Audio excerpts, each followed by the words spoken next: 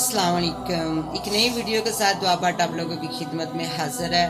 उम्मीद करती हूँ कि आप लोग सब ठीक होंगे और दुआ करती हूँ अल्लाह ताला से कि अल्लाह हम तमाम मुसलमानों को अपनी रहमत के साए में रखे और जालिमों के शर से महफूज रखे, आमीन। तो गाइस आज हम बात करने वाले हैं एक 6 साल मासूम बच्चे पर जो दरिंदों की हवानियत का शिकार बन गया।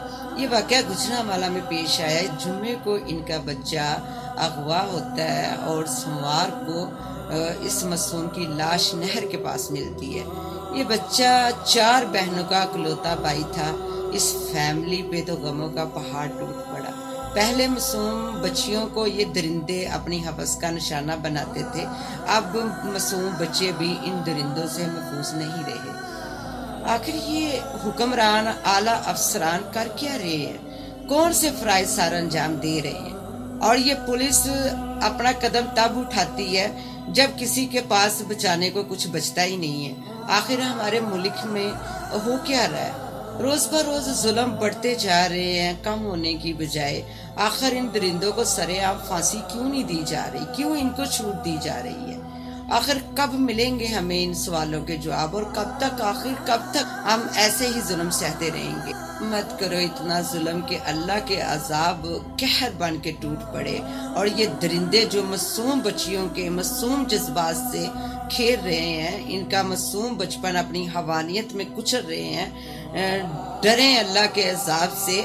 इस दुनिया से तो बच जाएंगे, जेल से भी छूट जाएंगे, बट रोज़े आखिरत कैसे भागेंगे अल्लाह की पकड़ से?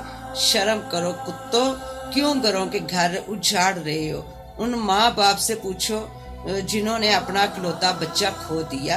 इनकी आंखों में लफ्जों में जो दर्द दिखता है ये दरिंदे उनको महसूस भी नहीं कर सकते। मुसलमान तो दूर की बात है, ये दरिंदे इंसान कहलाने के काबिल भी नहीं है। जहन्नम में जाओगे तुम लोग, सिसक सिसक के मरोगे। मौत भी तुम लोगों को आसानी से नहीं आएगी। या अल्लाह तू रहमान है, रहीम है, तू रहम कर अपने बंदों पे, आमीन। इसी दुआ के साथ दुआ बट को दे इजाजत।